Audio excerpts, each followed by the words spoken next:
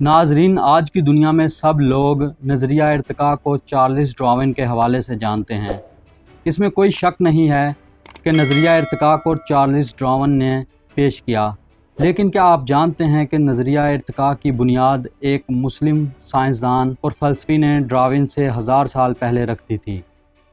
لیکن اس مسلمان سائنسدان کی زیادہ تر کتابیں بغداد میں تباہی کی نظر ہو گئیں اور دنیا تک نہ پہنچ سکیں۔ اس کی چند کتابیں یورپ پہنچ گئیں، جس کو یورپین لوگ پڑھ کر آج سائنسی عروج کو پہنچ چکے ہیں۔ یہ مسلمان سائنسدان کون تھے؟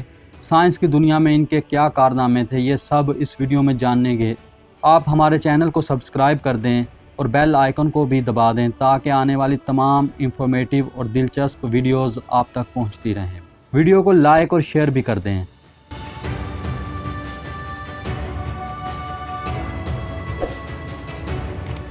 نظریہ ارتقاء انسان کی فکری تاریخ کے طاقتور ترین نظریات میں سے ایک ہے، اور جتنا اس نے انسانی فکر پر اثرات ڈالے ہیں، شاید ہی کسی اور نظریے نے ڈالے ہوں گے۔ عام طور پر چارلس ڈارون کو اس نظریے کا بانی سمجھا جاتا ہے، لیکن حیاتیاتی ارتقاء کا تصور ہزاروں برس پہلے موجود تھا۔ ڈارون کا کمال یہ ہے کہ اس نے اس نظریے کو اتنی پختہ، منطقی اور سائنسی بنیادوں سے استوار کیا ہے کہ یہ چند اشروں کے اندر دنیا بھر میں تسلیم کر لیا گیا، اور بعد میں حاصل ہونے والے ہزاروں شواہد اسے مضبوط سے مضبوط بناتے چلے گئے۔ ڈارون کے نظریے کے بنیادی ستون دو ہیں: نیچرل سلیکشن یا قدرتی انتخاب، اور ڈیسنٹ دی ماڈیفیکیشن یا ترمیم کے ساتھ سلسلہ نسب کا چلنا۔ جیسا کہ پہلے کہا جا چکا ہے، ڈارون نے اس نظریے کو بنیاد فراہم کی، لیکن دلچسپ بات یہ ہے کہ قدرتی انتخاب کا ذکر ڈارون سے 1000 سال پہلے مسلمان مفکر جاحظ پیش کر چکے تھے، جو ڈارون کے نظریے سے حیرت انگیز طور پر مشابہ ہے۔ جاحظ کا پورا نام ابو عثمان عمر بحر الکنانی البصری تھا۔ وہ 776 عیسوی میں بصرہ میں پیدا ہوئے تھے۔ ان کا خاندان بے حد غریب تھا اور ان کے دادا ساربان تھے۔ جاحظ خود بچپن میں بصرہ کی نہروں کے کنارے مچھلیاں بیچا کرتے تھے۔ ان کے بارے میں کہا جاتا ہے کہ وہ بدحیت تھے، جس کی وجہ سے لوگ ان کا مذاق اڑایا کرتے تھے۔ عربی لفظ جاحظ کا مطلب ایسا شخص ہے جس کے دیدے یا آنکھیں باہر کو نکلی ہوتی ہیں، لیکن جاحظ نے ان رکاوٹوں کو آڑے نہیں آنے دیا اور تہیہ کر دیا کہ اپنے مخالفوں کو علم کی روشنی سے شکست دیں گے۔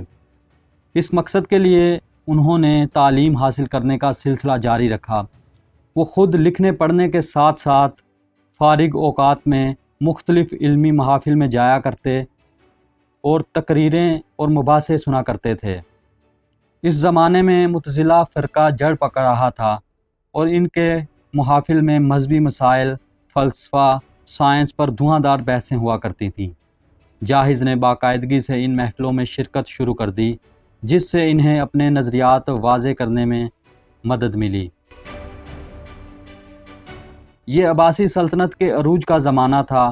عباسی خلیفہ ہارون رشید اور مامون رشید کا دور، کتب خانوں، علمی بحثوں اور بیت الحکمہ کا دور۔ یہ وہ زمانہ تھا جب دنیا بھر سے علوم و فنون عربی زبان میں ترجمہ ہو رہے تھے، اور مسلم دنیا نت نئے نظریات سے روشناس ہو رہی تھی۔ مسلمانوں نے ابھی حال ہی میں چینیوں سے کاغذ بنانے کا کارآمد فن سیکھا تھا، جس نے علم و دانش کے میدانوں میں انقلاب برپا کر دیا تھا۔ نوجوان جاحظ نے اس ماحول کا بھرپور فائدہ اٹھایا اور مختلف متنوع موضوعات پر ایک کے بعد ایک تصنیف پیش کرنا شروع کر دی۔ جلد ہی ان کی شہرت دور دراز تک پہنچ گئی، یہاں تک کہ خود عباسی خلیفہ مامون رشید بھی ان کے قدردانوں میں شامل ہو گئے۔ بعد میں خلیفہ المتوکل نے انہیں اپنے بچوں کا استاد مقرر کر دیا۔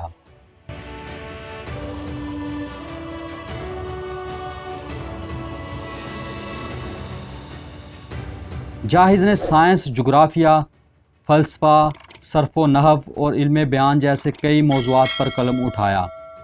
اس زمانے میں لکھی گئی بعض فہرستوں میں ان کی کتابوں کی تعداد 200 کے قریب بتائی گئی ہے، تاہم ان میں سے صرف 1/3 محفوظ رہ سکیں۔ جاحظ کی کتاب البخلا بخیلوں کی کتاب نامی صدی کے عرب معاشرے کا زندہ معرکہ ہے، جس میں انہوں نے متعدد لوگوں کی جیتی جاگتی تصویریں پیش کی ہیں۔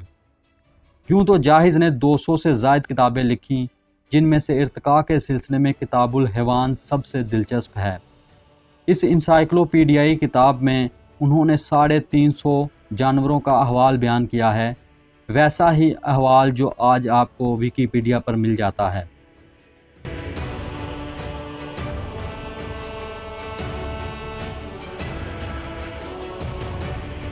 اس کتاب میں جاحظ نے چند ایسے تصورات پیش کیے ہیں جو حیرت انگیز طور پر ڈارون کے نظریہ ارتقاء سے مشابہ ہیں۔ ان نظریات کو بنیادی طور پر 3 حصوں میں تقسیم کیا جاتا ہے۔ جاحظ لکھتے ہیں کہ ہر جاندار ہر وقت بقا کی جدوجہد میں مصروف رہتا ہے۔ جانور زندہ رہنے کے لیے خود سے چھوٹے جانوروں کو کھا جاتے ہیں، مگر خود بڑے جانوروں کی خوراک بن جاتے ہیں۔ یہ جدوجہد نہ صرف جانوروں کی مختلف نسلوں کے درمیان پائی جاتی ہے، بلکہ ایک ہی نسل کے جانور بھی ایک دوسرے سے مقابلہ کرتے ہیں۔ جاحظ اس بات کے قائل تھے کہ جانوروں کی ایک نسل مختلف عوامل کی وجہ سے دوسری نسل میں تبدیل ہو سکتی ہے۔ جاحظ کا خیال تھا کہ خوراک، ماحول اور پناہ گاہ ایسے عوامل ہیں جو جانوروں پر اثر انداز ہو سکتے ہیں، اور انہی کے زیر اثر جانوروں کی خصوصیات بھی تبدیل ہو جاتی ہے۔ یہ خصوصیات ایک نسل سے دوسری نسل میں منتقل ہوتی رہتی ہیں، اور جانور بتدریج اپنے ماحول میں زیادہ بہتر طریقے سے ڈھلنے لگتا ہے۔ اس طرح بہتر خصوصیات والے جانور بقا کی دوڑ میں کامیاب رہتے ہیں۔ وہ لکھتے ہیں کہ جانور اپنی بقا کی مسلسل جدوجہد میں مگن رہتے ہیں۔ وہ ہر وقت خوراک حاصل کرنے، کسی کی خوراک بننے سے بچنے اور اپنی نسل آگے بڑھانے کے لیے کوشاں رہتے ہیں۔ یہ وہی نظریہ ہے جو بعد میں بقائے اصلاح، سروائیول آف فٹیسٹ کہلایا۔ جاحظ کے ان خیالات کا اثر بعد میں آنے والے مسلمان مفکرین پر بھی ہوا، چنانچہ ہمیں ان کی بازگشت فارابی، ابن عربی رومی، البیرونی، ابن خلدون اور دوسرے حکماء کے ہاں ملتی ہے۔ علامہ اقبال نے بھی جاحظ کا ذکر کیا ہے۔ اپنے خطبات کے مجموعے reconstruction of religious thought in Islam, اسلامی مذہبی فکر کی تشکیل نو میں لکھتے ہیں کہ یہ جاحظ تھا جس نے نقل مکانی اور ماحول کی وجہ سے جانوروں کی زندگی میں آنے والی تبدیلیوں کی طرف اشارہ کیا ہے۔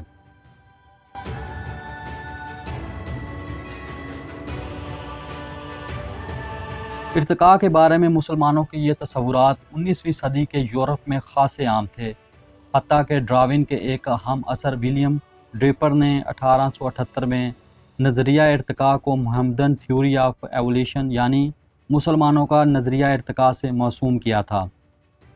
اس کا یہ مطلب ہرگز نہیں ہے کہ ڈارون نے جاحظ کی خیالات سے استفادہ کیا تھا۔ بعض ویب سائٹوں پر لکھا ہے کہ وہ عربی جانتے تھے، لیکن اس بات کے کوئی شواہد نہیں ہیں۔ وہ ارتقاء کے نظریے کے موجد نہ سہی، لیکن انہوں نے اپنے مشاہدات اور گہرے غور و فکر کے بعد اس نظریے کو ٹھوس عقلی اور استدلالی بنیاد فراہم کر دی ہے، جس نے دنیا کا فکری اور علمی نقشہ ہمیشہ کے لیے بدل کر رکھ دیا۔ تاہم جاحظ کا یہ اعزاز ضرور ہے کہ جو بات 19ویں صدی میں ڈارون کو سوجی، اس کی طرف وہ 1000 سال قبل ہی اشارہ کر چکے تھے۔ علم و دانش اور کتابوں سے عشق جاحظ کی موت کا سبب بھی بن گیا۔